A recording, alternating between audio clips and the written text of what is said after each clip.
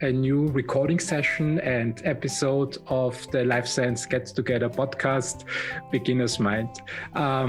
Today we are talking about how early stage projects get funded. In my opinion, we are living in the best times ever with a level of technology and also a level of international collaboration that is simply astonishing. Also, when I look on the stock market, on the most recent gains, I just did a little bit of research for the podcast recording and came across ARK Funds, Kathy Wood's ARK Funds, and she was awarded last year the title Stock Picker of 2020 with 200% gains in just 1 year, which is, I've never seen that before in that height, and 3 of her funds performed that well. And the reason why they performed that well is that she was absolutely right with her picks.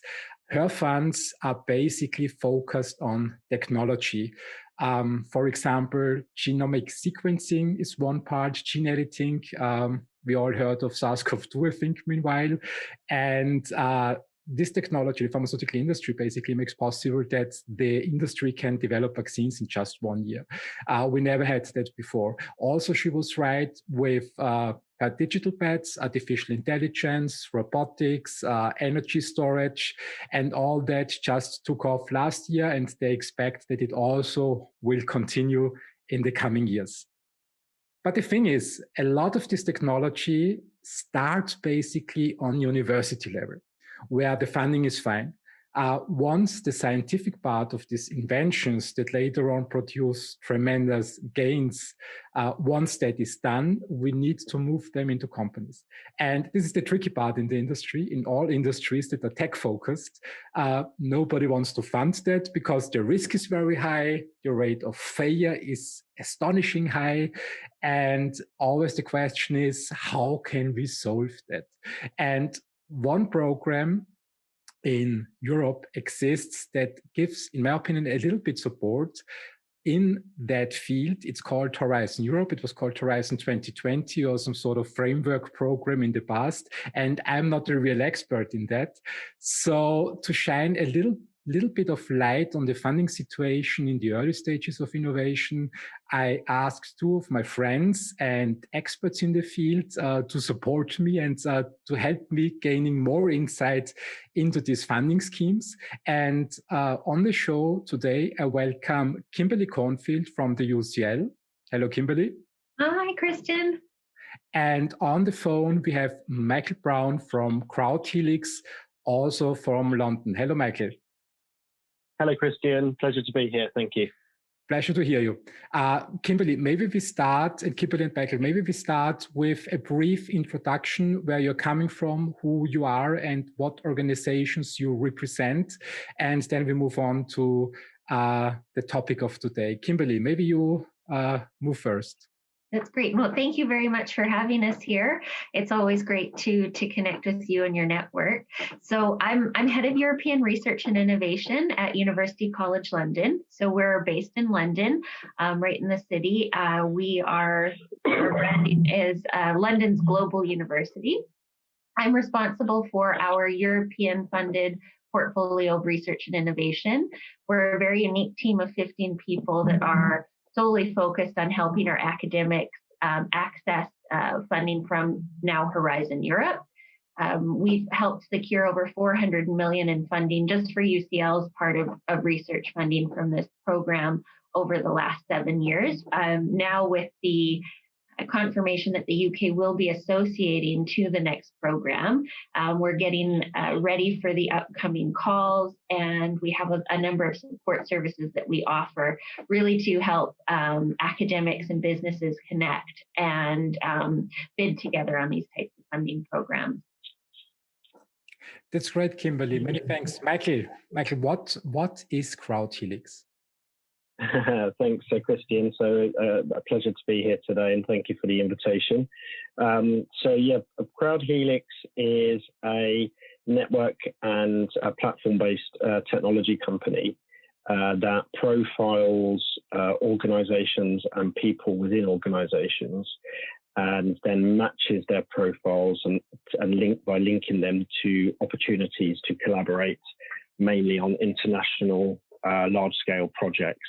So one of our focus areas is the Horizon program, which has recently, so the last Horizon program finished at the back end of last year, which was called Horizon 2020, and the latest framework program or Horizon program starts this year and will be officially launched in the next few weeks, and it will be running for about 7 years with a whopping budget of nearly 100 billion, that's with a B, euros of funding for 7 years. And one of our main focuses at Crowd Helix is to help to link researchers and innovators from universities and businesses across different sectors, again, across different domains, across different regions to do collaboration. So as you said at the beginning of your podcast, there is a fast acceleration which doesn't appear,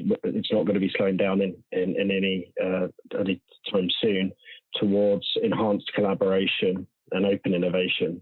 And what we're trying to do is make it easier for people to connect, to be made visible, and to collaborate. And I think particularly with the pandemic that we've experienced in the last year, it's a lot more difficult for people now to meet up physically. So there is an increasing reliance on technology in order for people to be connected, in order to do collaboration. And as we all know, over the last year, there is an ever-increasing need for people to collaborate in order to innovate, to solve the pressing societal and industrial challenges that we're all facing, and COVID-19 being a very good and recent example of that. Thanks, Michael. I completely agree with what you say. I also don't see innovation slowing down, and I also don't see the need of us human beings to, let's say, get technology averse anytime soon. It's also, from what I read on the stock market, it's pretty much the same opinion. Jeff Bezos always said it right from 1995. It's always day one. So we are still in day one of technology. And the reports I read recently just say that probably they still expect an exponential move upwards, maybe with some ups and downs. So my question is, you mentioned both Horizon programs and innovation. What are the Horizon programs all about? Who's that to? Who wants? Shall I start? Kimberly, get started. I'll start, Michael. You can Sure. pick up what I missed. So the program is really to support excellent research and also have an impact, support the Sustainable Development Goals, support businesses, and help Europe sort of tackle its environmental challenges, in particular the climate and energy challenges, as well as have a societal and economic impact, create jobs. Previous funding programs, these European funding programs, had quite a lot stronger emphasis on the earlier stages of research. From Horizon 2020 and now into Horizon Europe, we're seeing a more focus on an emphasis on impact and innovation. And that elements mean that we really need to be universities more engaged with businesses to be successful in the funding. So Horizon Europe is set up around 4 main pillars: excellent science, global challenges, and industrial competitiveness for Europe, as well as innovation, and it's underpinned by widening participation. So there's emphasis on more collaboration with the EU 13 countries. And I think for businesses and investors, the 3 main areas of interest will be really to watch what's happening in the excellent science pillar, because that's where a lot of new novel research is being funded. In terms of participation, I would say have a look at these clusters, which are under this pillar 2 of global challenges. And the main one for businesses will be really in this 3rd pillar for European innovation. That's a great overview, Kim. I think the only thing that I'd really add would be that the key, I think, for the EU is really, so it's the biggest funding, research and innovation funding program in the world. So lots of opportunity. I think it's fair to say that the program itself, it looks very attractive because there's a lot of money invested in it. 100 billion euros is a serious amount of research and innovation investment. I think the complexity comes when it's like, what do I do next? How do I get involved? How do I succeed in this? And it's there where like organizations and departments like Kimberly's and Crowd Helix come into play to try and make it easier for people to navigate that. But I think a big focus for the EU is, as Kim said, is linked to big policy, societal and global challenge drivers. Sustainable development goals play an important role. And when you go through the design of Horizon Europe, there is a kind of logic to it at a very high level, and then from where the policies are being set and the calls that are being designed, and then it's then just trying to navigate your way as an organization and as an individual or as a business, and to find your way into that big matrix system and say, right, actually, how can I get involved and how can I benefit from this? That's great. Let's stay, maybe before we dive into how you can succeed in these programs, maybe we stay a little bit longer with the basics. I heard two terms in the last years. It was Horizon 2020, and I always thought 2020 is far away. Now we have 2021. And then also Horizon Europe, where you mentioned we have $100 billion scheme, and I think we have all to refigure or remodel our understanding of big numbers. I always thought 100 billion is a lot, and then the US came up with 1.9 trillion programs in the last year, and also European Union, I think, agreed on 1.8 trillion recovery plans. So there is a lot of money flooding the market. But for our audience, what is the difference between Horizon 2020 and Horizon Europe? Well, maybe I think what'll be of most interest to the listeners here is really the introduction of the European Innovation Council. So for the last 10 years, we've had a very successful European Research Council funded, which is funding very novel, excellent science. They're very prestigious awards. And we've had, UCL itself has hosted over 200 ERC grantees, and it's an area we've been really strong. What's coming out from the last program is really to create something quite similar for innovation, and that's where the European Innovation Council has come from. And so it's to create sort of a sister program, but more on the innovation, closer to market side. This offers 10 billion euros over the next 7 years, with the main focus being on businesses, small and medium-sized enterprises. It's grant funded for the majority of it. There's also there's three main pillars in this, which will look at funding deep tech science and collaborations. There's one element of this that'll be just specific for businesses, and it offers both grant and equity as well. So I think this is where there's a really interesting opportunity for businesses and universities to both collaborate here, but it's a significant chunk of funding. It's a new program, and depending on the type of activity, some of this is 100% reimbursed. Michael, did we miss something in the differences between Horizon 2020? No, Kim's explained very well. I think, there's definitely more of a push towards innovation. SME engagement, business engagement. I think there's a recognition that Europe does very, very well when it comes to excellent research, publications, citations, globally competitive, but not very good at actually translating those research into innovations. And I think, as Kim mentioned, we've had this European Research Council, just now been around for I think about 10 years, and it's really been an excellent gold standard for world-leading researchers globally. And I think now the Commission and the European Union want to say, okay, we've done really well on the ERC. We now should really try to elevate this similar type of council on the innovation front. And so this is a brand new council, brand new initiative, a very exciting one, lots of opportunities for businesses and especially small to medium-sized enterprises. Mm-hmm. This leads me to my next question. I mean, when I remember the old European programs, I always had the feeling it's about research mostly. And now you mention SMEs and that there are a lot more opportunities for businesses and for early stage development companies. Can you elaborate a little bit more on this? What's really in there in this new program for these entities?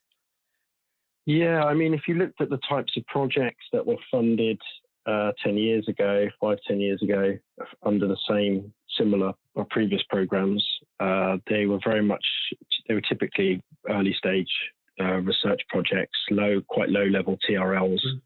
And I think they're very good at creating knowledge, IP, but actually not very good then at taking those TRLs after the project has finished up at the notches that are needed in order for it to translate it into innovation and then into commercial outputs, exploitation outputs.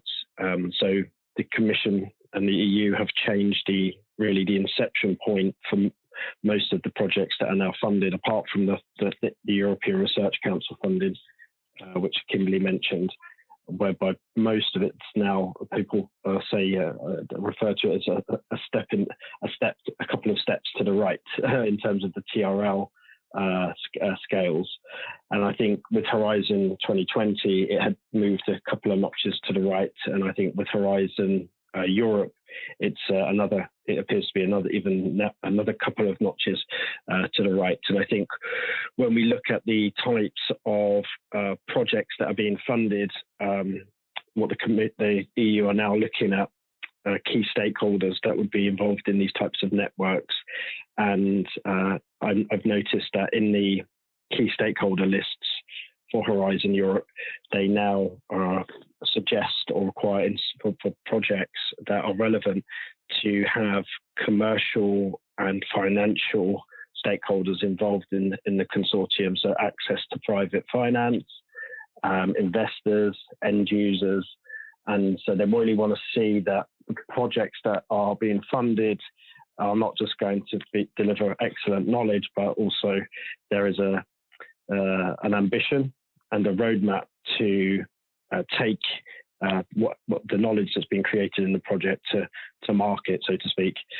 And I think most of the funding instruments that you see under Horizon Europe, apart from the ERC, have very much have this focus. And when you're looking at impact, exploitation impact, which is going to market effectively for most of the projects, you have to demonstrate a convincing story around that and be able to implement it once funded. And I guess it makes sense really from an EU's perspective, and also from the taxpayers' perspective.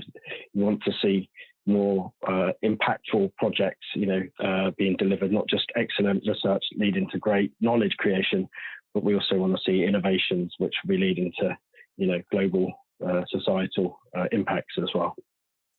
That's an interesting point that you mentioned, that we are moving more jump to the right and not to the left, like in the Rocky Horror Show.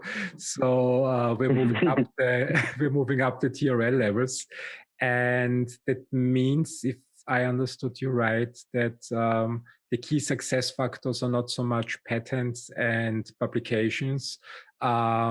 They are more focused now on the potential of commercialization. Is this a correct understanding that I got? Yeah, so I think so. Typically speaking, a lot of research has been funded previous years that have created outstanding, knowledge generation and IP. And I think it's fair to say that, a lot of those projects haven't really gone forward in terms of translation. And I think one of the main reasons for that is because the inception point for funding initially was perhaps too low. So what the Commission are doing now is looking to fund projects at higher levels of TRL, with a view that by the end of the project you'll be closer to market and then kind of ready to translate your project into hopefully a commercial output or an exploitable output. Yeah, I mean, this is I think this is the mindset thing. If you I mean, if you organize projects with pure researchers, they of course bring a science research mindset to the table. And when we also involve companies that know how to translate science into products, they also add their mindsets. When they are allowed to come to the table in the past, they very often realize that researchers, especially when they are funded for doing research, don't have deep pockets to involve early on the development mindset. Does that change with the Horizon Euro program also budget-wise? So that you can really budget a position into a project that you say, okay, we need this company. They know very well how to translate the research into products, but they need also a chunk of budget because they also have HR to pay and they also have the travel expenses to cover. Is this better covered in this new Horizon Euro program than it was in the Horizon 2020 program? Yes, I would say it is. I mean, that'll be a big part of the success, and there is this push for what the commission is calling, or how it's described is impact and how to achieve that. And I think it's very much recognized that we're stronger together, industry and the research side. So, and I think a lot of what Michael and I are doing, both in sort of our respective organizations, is trying to support that from an earlier stage. So the earlier that we can connect these type of actors and plan it in a proposal, the better it is set up for the implementation and then to enable that impact. So very much sort of, trying to help that engagement from really early on and set that funding up so that there is funding in the project for those types of actors. Yeah, I think this is very important. I saw very often that there is a gap between the development world and the scientific research world, and nobody really wants to close this. I like the term valley of death. So it's there. I mean, only a few survive it, and as long as you are not an ultra runner, it's very difficult to run a bad weather marathon. But bringing a sufficient amount of funding into this area might help. When we look at the programs, I mean, many people have ideas. Is one person basically enough to start a Horizon project, or does it need a little bit more? How are the conditions? Shall I start? One person is enough to get the ball rolling. So I think that's what it takes, is somebody with an idea. So if, when someone sees a call that meets their area of expertise, if we look at the collaborative bids or even the European Innovation Council calls, the calls are very, very large. They're interdisciplinary. In many cases, they can also be international, beyond the scope of Europe, cross-sector with this business research, third sector. So it takes an idea to get things rolling, and then you need to bring in a number of different partners and expertise, some of which might not be in your usual network. So it's something my team and I help with as well. And for companies, because of the complexity that there is with leading and overseeing the coordination of a collaborative project, connecting with a research organization that has an existing infrastructure, maybe lead some of them if it fits, is a good way also to explore these. And I'm sure Michael has more to add. Yeah, I think this would be Michael. One word. I think this would be very interesting. I see also that we have in the audience people from the United States, Canada, who run companies there, who also have funds there, and we also have them in the audience of the podcast. I mean, Horizon is a big, big program. There's a lot of money there, and to find definitions which projects might be applicable, the internet is a great thing. But at the end of the day, also as Kimberly mentioned, and we also discussed in the podcast last year, in the end of the day, it needs more companies that are coming together and more universities. When we look at Europe, it's different countries, different languages, different jurisdictions, different currencies. Is there an organization like yours set up to close that gap so that you can really let's say, have less problems in getting connected with different universities? I mean, Kimberly, sorry for saying that, but when I talk to you, you represent UCL. Of course, you have to represent UCL, but maybe we need also researchers from other universities. And so do we. So we also connect with Crowd Helix to make those connections. But I think the majority of the time of your team is dedicated to the UCL and not to create connections for other organizations, to other universities. And the question I have to you, Michael, what is the role of your organization in that field when it comes to connecting across Europe? Mm-hmm.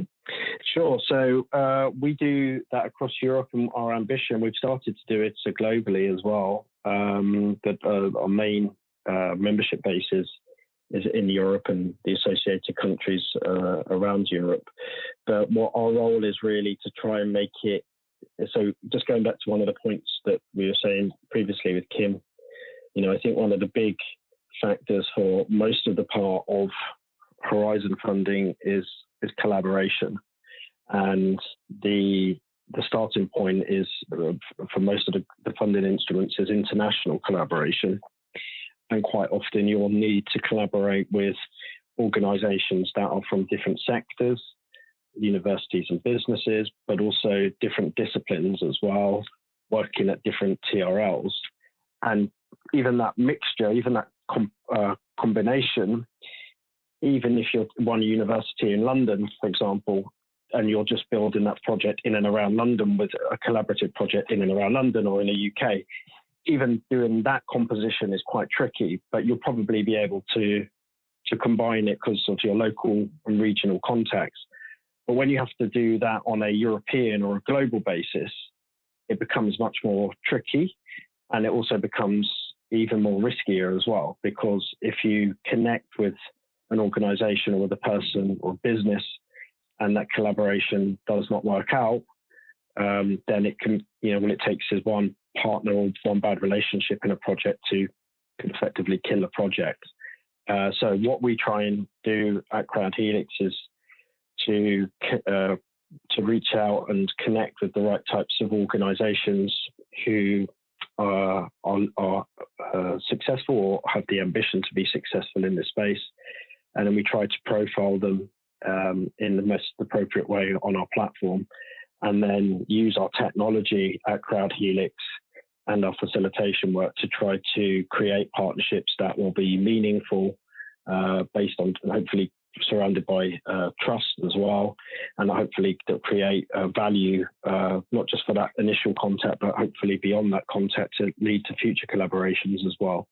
And I think if you're a university in London like UCL, you're one of the top universities in the world, you're a big name. If you want to do biomedicine research, one of the best in the world, you can go to UCL and you know that you're going to be, it's okay. You're going to, they're trusted, they're outstanding, and very visible. But if you're trying to do a similar collaboration with a small company in another part of Europe, or even a less well-known university or a new research center in Europe, or even it becomes even more trickier when you go outside Europe, global parts, China, Africa, US, it becomes much, much more trickier. And I think that's the challenge that people have when they're building networks, is to be able to sort of build partnerships that are international and global, that meet the requirements of the EU, with it being multi-sectoral, different regions, different TRL levels, and then for it all to kind of work in the best possible way, because obviously these funded instruments are super competitive. So you have to have it's not just about having the best idea, you also have to have the best proposal and the best team then to deliver the project in order for it to be a real success after the project is funded. And I don't think the funding, a lot of people see the funding as the success, and I would challenge people to say, actually, no, it's the investment that will hopefully then lead to the success, because the success should be what comes after the project, the impact, the post-project impacts.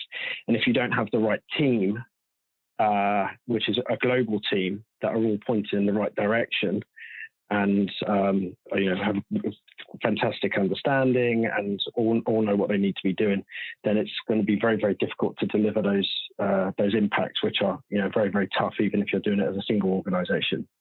So what we try and do at Crowd Helix is really profile organizations and people to connect, make it more easier for them to do collaboration through technology, and then obviously trying to make organizations, especially SMEs, more visible in a global marketplace. That's very interesting. Success factors.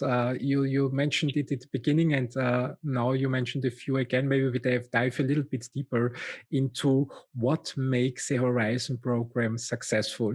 Kimberly, what's your opinion? So it'll be very much for a bid to be successful. It'll be very much to start with the idea, something novel, groundbreaking, not in every case, but quite often it's not a short jump. It is a bigger stage development. It's very much your team. So just working with, ideally connecting with the best in that specific area, wherever they're based, and including different types of stakeholders as well to look at that longer term picture and what's going to come after the end of the project, and how are you going to not only complete the project successfully, but looking at and bringing the right actors in at how you're going to achieve that post-project success and impact. And so those are, I would say, are some of the key areas as well. And actually, I should mention in Horizon Europe, the geographical coverage, it wasn't necessarily a specific criteria the last 7 years. It is coming back as a more important criteria. So that geographical coverage of who you're working with across Europe, to have a spread. So it's not just focused in one area of Europe, will also be important to be successful. I like the point that you mentioned both. Maybe the project term is not the right one. When I think about a project, it has a beginning, it has an end, and that's it. People then run off to different projects, other projects. Mm. When I hear you both now speaking, I get the impression that more and more the European Union moves away from this project understanding that it's a collaboration that is a beginning and there's an end. It is more focusing on moving the end point towards the market and say, okay, let's build an innovation network across companies for a specific topic that really can take this, what started as a project, and after the project is finished, still stick together and move that forward on a global scale.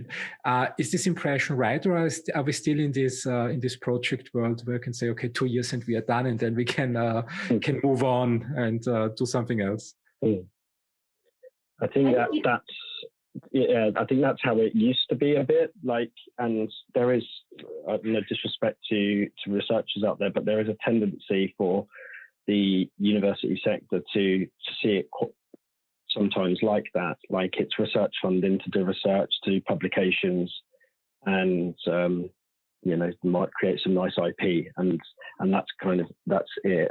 Whereas I think with the companies, they're less interested in that. They want to go to market and create an innovation and have an economic and social impact. And I think that's why when we're looking at the projects now that are getting funded, there's much more focus on that side. On the post-project impact, exploitation, and I think if you're going in projects that are doing early stage research, where there's just focusing on publications and things like that, where it's just seen as a 2 or 3, 4 year project, then chances are you probably won't be funded. They have to be the projects, in order to be funded, need to be super ambitious, have a big impact, societal, global, ideally impact, and help to contribute towards Europe's position in the world, really, and it's help to maintain its competitiveness globally. And I think there is, and it's a weird dynamic, really, because you think you've got these kind of two opposites in a way. The university approach, the typical researcher. I mean, I'm stereotyping here. And you have the business approach, more market focused, profit driven, wanting to develop products and services. But you need both of them together in order to kind of combine the optimum project in order to be successful in Horizon. And I think that's the sweet spot. And it's a challenge, but also obviously an opportunity as well. I think if you get that right with the right types of partners, then really does help to contribute towards your chances of success. Yeah, I completely agree with Michael, and exactly that this is an opportunity. I think the direction that the funding is going is allowing us to really innovate how we collaborate between industry and research and become sort of successful out of these projects. And there are new mechanisms. So for previously funded European Research Council, those can actually then go into the European Innovation Council. And you could look to actually, if you've done already a proof of concept on this really novel blue skies research, you've got DeepTech stuff, you can take this into the European Innovation Council. And, universities like ours would be looking then for businesses to work with and taking this to the next stage. And I think that's one of the reasons I'm so interested for our organization in the European Innovation Council, where it might not be this obvious first place for researchers to look. Actually, it's bridging that valley of death. It's these longer term research development, and this is an opportunity to continue that funding stream to get it to the next stage and connect with companies that will be working in similar areas where this is going to maybe match to core business expertise and activities. Something else that's interesting in that program is that it appears that there's going to be some opportunity for small grants that can help fund you after, say, like 50,000 euros after the end of the project, to help with that, maybe some of those commercialization plans, things that you don't get funded at the time in the grant because you're not quite there yet, but there are going to be opportunities to fund that after. So in a way, I think there's still a lot of opportunity for those, early stage research to enable those publications, but also so many more opportunities now for us to work and work together and figure out the right way or the successful way, which I think it's a case by case basis on the industry you're in, the development you're working on, but how can we innovate, how we collaborate. Yeah, you mentioned short-term and long-haul development work. Usually is a very, very long game. When I look at the successful companies on the market, Elon Musk, Tesla, it's a couple of years and decades to really move a concept from a proof of concept up to the market. Also, when I think of the innovations of Apple, how long the research, or when I look more into the pharma industry, for example, BioNTech, we now hear, okay, in 1 year they have developed a vaccine, but the basis of this 1 year development, which can be run as a project basically, dates back at least to 2008 and earlier when I look on the research side. So we're talking about 2 to 3 decades. And it's good to hear that Horizon Europe is more set up to foster that program thinking and the long-term thinking, and also starting already in early stages of research to initiate these collaborations that pick up then the technology, bring it into companies, and help those companies also to grow and thrive. And then in the value chain, go to the next step. For example, pharma industry, BioNTech licensed their innovation then to Pfizer, who brought it to the patients. And it's really good to see that we are starting to close the value chains and not so much focus on projects.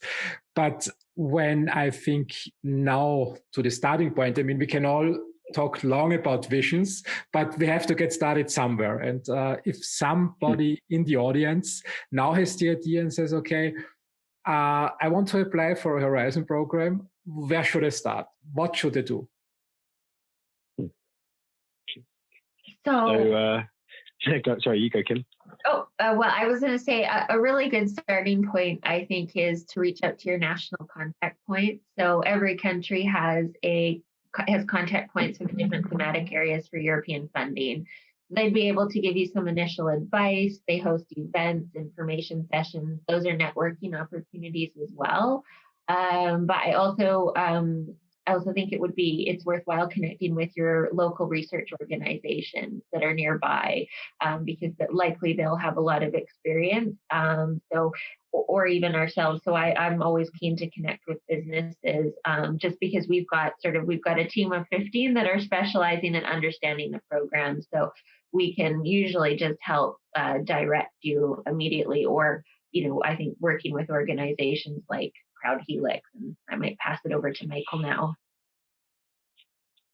Sure. So, it's tricky because it's such a big program. You've got 100 billion euros of funding and hundreds of funding opportunities, probably thousands of funding opportunities and instruments. So it's like, where do I go? Where do I start? And I think what Kim said is absolutely right. I think your national or regional experts who specialize in this would be able to advise. If you have an idea that you want to map that to a potential opportunity, they'll be able to help you do that, or your research organization, if you're from a university, or their support office should be able to help you.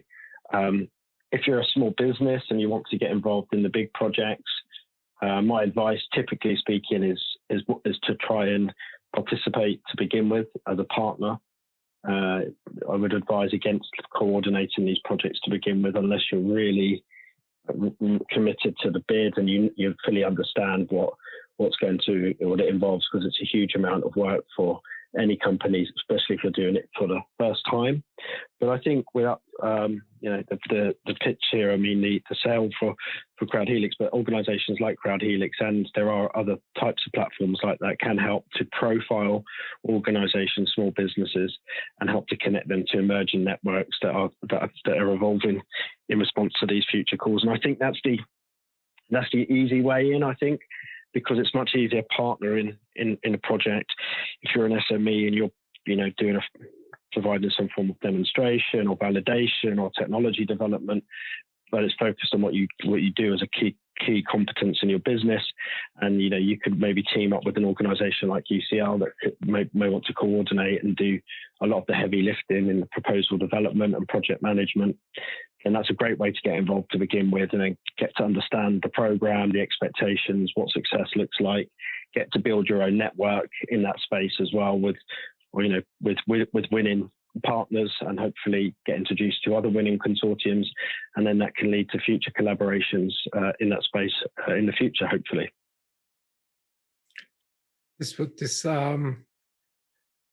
There was one key point that you mentioned. It's proposal development. Let's talk a little bit about expectations. What proposal development means. Is it a one-pager that you sit down and that you write an outline of your idea, you send it to your national contact point, and a week later you have 10 million or 100 million on your bank account? What is a proposal in terms of horizon? I wish it was that easy. It's not easy. Yeah, it's tough. And I think part of our jobs, people who are really good at it, part of the jobs is also to try and to kind of act as a professional filter, really, for organizations. We're not here to kind of say everyone should apply, this is open for everyone. It's not. It's probably open for the 1 or 2% out there, really, because it's often referred to as the Champions League of research and innovation. It's the elite of the elite in Europe. So you have to be really people and organizations at the top of your game, doing really front end, cutting edge research and innovation.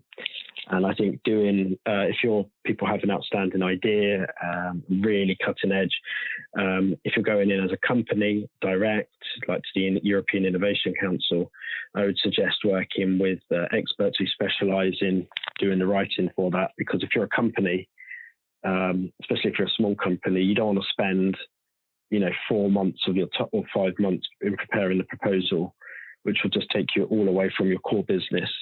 You really want to work with an organization that will be able to maybe do 80-90% of the heavy lifting, but you're given the intellectual input to the project proposal, which the consultant will be able to craft for you. And there are some really credible ones out there who do this for with brilliant business models. Some are no win, no fee, and that's the route that I would go in at. And if you're going through as part of a network-based approach for consortium projects, I would recommend teaming up with organisations like UCL and other leading research centres who really have a leading track record in this space and know what they're doing and can do a lot of the so-called heavy lifting, because it is a lot of work. I mean, the proposal template now has been reduced from 70 pages under the last framework programme to now 45 pages. But that's still 45 pages. I mean, they're saying it's a simplification at the Commission, and it's still a huge amount of work. And some of these projects can involve, 10, 20, 30 partners, and just pulling that together logistically is a huge amount of work. So unless you're experienced and have to know how to do it, I wouldn't recommend doing this for the first time on your own. I would definitely recommend doing it with organisations and people like Kimberly and her office who are really specialists in this area. I think Michael covered that quite well. These are significant, in terms of page numbers that are prepared, coordination with all of these different countries, and typically that process of once you've got a small consortium started, that process can take sort of a range of 3-4 months or longer. And I think it's just another point. I think particularly if you're a business, I wouldn't look at Horizon funding as a way to be your primary focus for investment for your business. It really has to be like a complementary part of what you're doing. I think if you're going into it as entirely focused on just winning this and this is all you're going to be doing, and if you don't get the grant, then your business isn't going to survive or it's going to go backwards, then it wouldn't be for you. I don't think it has to be, are you doing some form of innovation, cutting edge innovation? Is the call aligned really well with what you're doing already? So that if you do get awarded the project, just by implementing the project, it's going to be perfectly aligned with what you're doing as a business. The worst case scenario is when people chase opportunities and chase it just for the money, and then they get funded these big projects and then need to implement these projects that are actually not aligned with their core business. And then what happens after 3 or 4 years is you've then delivered this project and you've done well on the project delivery, but you might not have any real commercial outputs, and then you've been sidetracked away from what you're meant to be doing as your core business, and actually you end up with a double negative. So any kind of, especially if you're a business, if you're going for this type of funding, it really has to be complementary to your core activities. That's a really good point. So it's not a substitute for investors. I know I wrote down some key points that I think are crucial. Maybe we can sum it up a little. So the first key term that I picked up in the last minutes was cutting edge technology. So if I had the glorious idea, I mean, I have many glorious ideas, but one might be that in 2021, I want to sell books over the internet, and think it would be a great innovation to the world to replace Amazon, and take up the challenge and go to the UCL and say, let's build it together. What would be your reaction when I say this is cutting edge technology? It's quite funny, actually, because in my experience, the challenge that you have is when you speak to a lot of people, most people who work in research and innovation, is that most people tend to believe that their idea is cutting edge and innovative. and then the biggest challenge is trying then to kind of explain in a diplomatic way that it may not be, and it may certainly not be aligned with what you would be expected to submit to be successful with Horizon funding. So I think the best way to kind of get an understanding of what success looks like and whether a person's idea is appropriate is to have a look at what projects have been funded.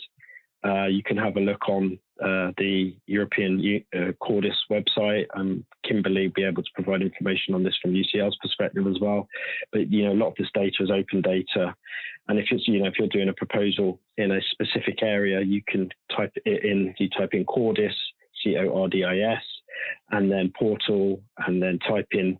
You can go into that portal and then type in the thematic area that you're in and the idea, and it would then generate the projects that have been funded so far in that space. And I think that's a good starting point, and it'll give you a feel for what projects are being funded and whether your idea or concept is in that area. And if people feel that it is still, then it's worth having a conversation with people like Kimberly and her team who may be able to help to take it to the next level. Then the second point that I got from what you said is, besides this cutting edge technology, where you can reach out to Kimberly and Michael and to find out a little bit more what cutting edge technology in the terms of the European Union is. The second point was alignment with the core business and no substitute for funding. So when I think gene editing, for example, it's one of the technologies that Kathy Wood from ARC Funds thinks that will shape our future.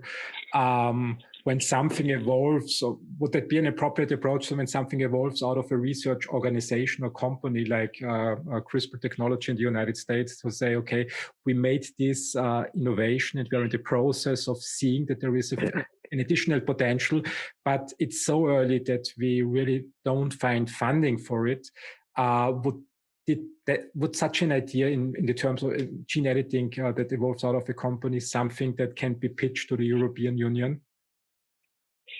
Yeah, it could be. So you'd either have to, if you're applying as a business direct, you could apply to the European Innovation Council as a business.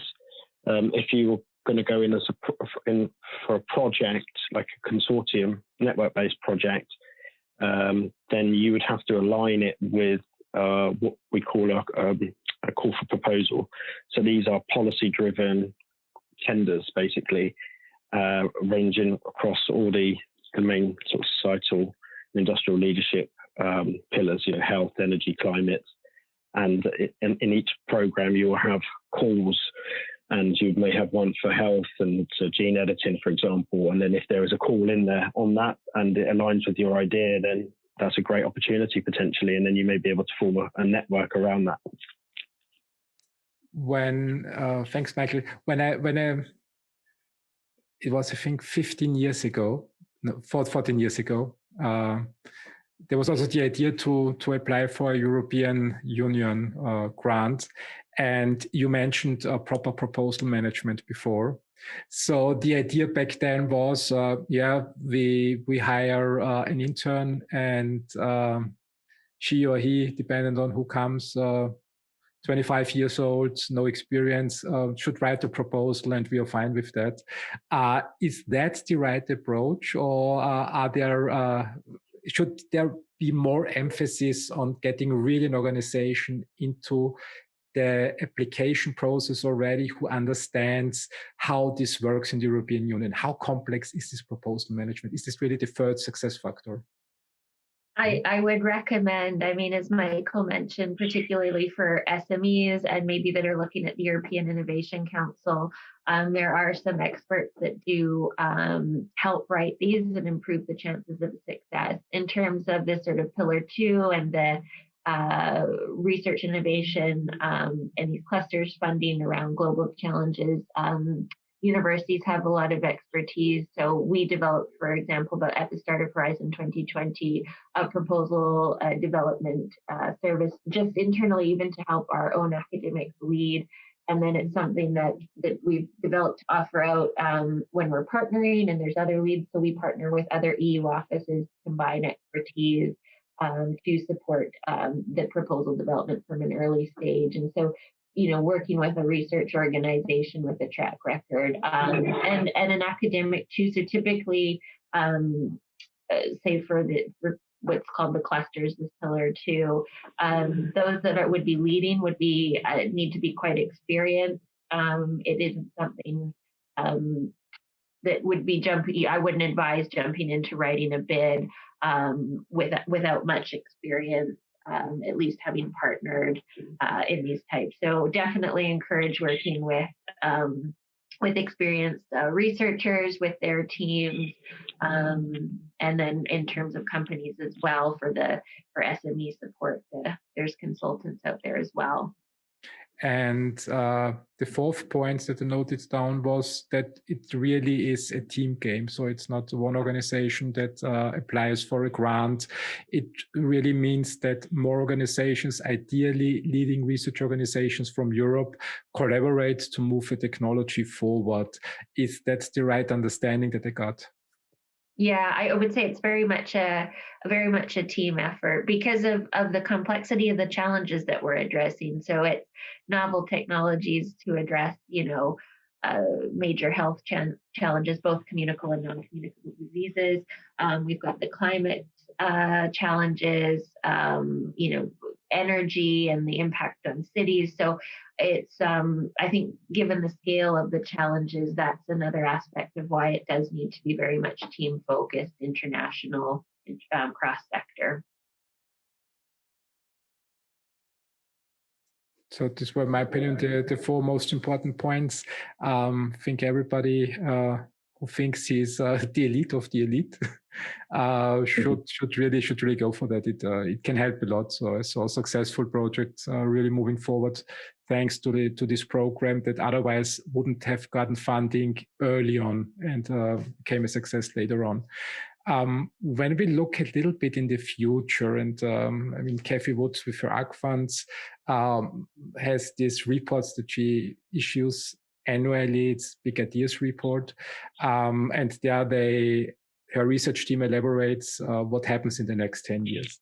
And let's take up a similar perspective when we look back from 2030. And the Horizon Europe program will be over most likely by then, but the innovation hopefully not. What changes do you think will we see in 2030 that happened because of the Horizon Europe program? Well, maybe I'll start and optimistically, and I think what we haven't mentioned yet is this concept of missions, a mission-oriented approach, and this is something that's new in Horizon Europe as well. So the program has 5, key missions or objectives that everything else will be feeding into, and really its majority is climate and health. So they've got cancer. The cancer mission, adaptation to climate change, as well as societal transformation. This is a mission. There's a mission for healthy oceans, seas, and inland waters. There's a mission on climate neutral and smart cities and soil and health. So those are these 5 missions that is the plan that Horizon Europe, all of the activities and the clusters and the innovation that these are going to contribute, sort of like the space mission. That's where this idea comes from. And so, I would hope that at the end of the program, and I'm optimistic that these activities will progress, in addressing these missions. And a lot of the program is really around the green transition and the digital transition. So that's, improving environment around Europe and addressing these climate goals, as well as the health, of citizens across Europe, and also, increasing jobs and economic growth. So that's something that, these are the ambitions of the program, and what I'm optimistic that we'll achieve. Michael, what changes do you see coming into reality in the next 10 years because of Horizon Europe? I think there'll be an increased move to open access. So the Commission is very keen on making available research to the public and open.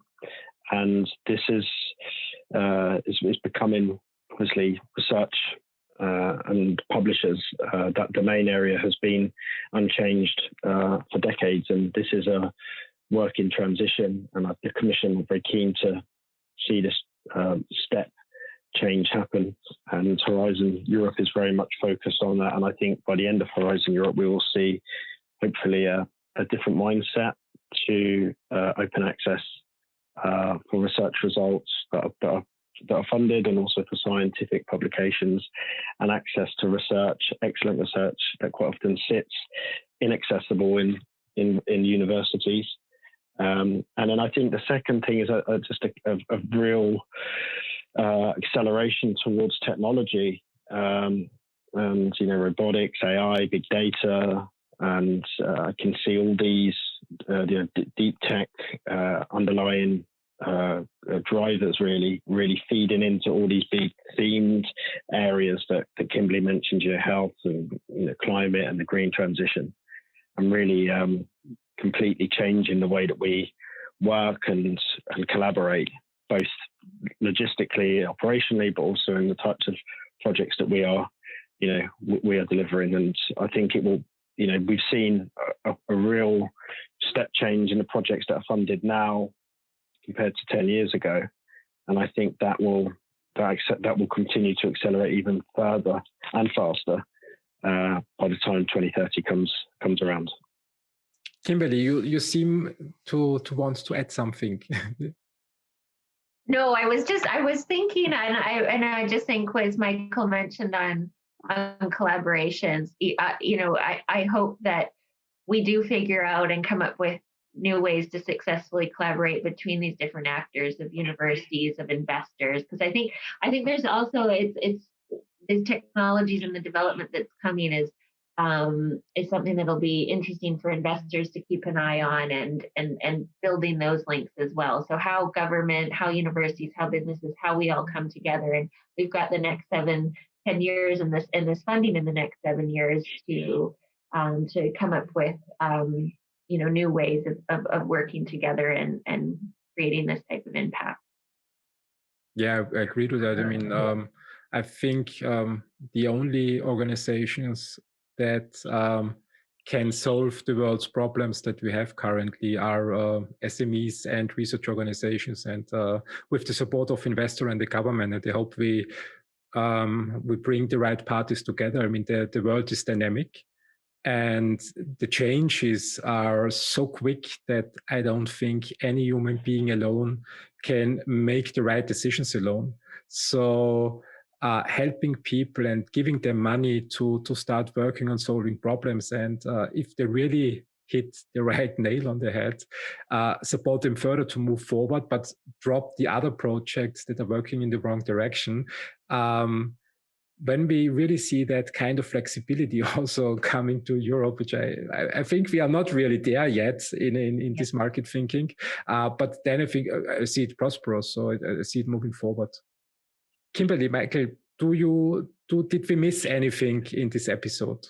I think we covered quite a lot of ground from my side, and I don't have anything to add my end. I think from my side too, I just what occurred to me in our discussion about what does novel look like in Horizon Europe. Still getting used to the change in name. What's novel reminded me that we had a UCL researcher join your podcast, one that's worked with both Proud Helix on a recent project that's been led by UCL, Professor Sri Shivanenam. And I might not have pronounced his name correctly, but he's fantastic research UCL that did an episode with you on his haptics technology. And this is something that was that sort of DeepTech novelty that was initially funded under the Excellent Science pillar. And so I think that's somewhere else on your podcast as well, to hear what some of the novelty looks like. Yeah, I like this episode with him a lot. It's a little bit brainstorming towards science fiction. Yes. Touchable holograms. It's this holodeck from Star Trek coming to life. Especially in the times of that we have right now, where everybody's locked up at home, still in Austria. It would be a nice thing if you have a room like Enterprise. So not a deck, a room would be enough, that you can travel anywhere in the world via holograms, and you can touch it and feel it, and you can dive into the water. And I think he's doing great work into that direction. It's amazing that what already is there, what we can do. Kimberly, Michael, many thanks for sharing your time and sharing your insights. I will put your contact information in the description of the podcast.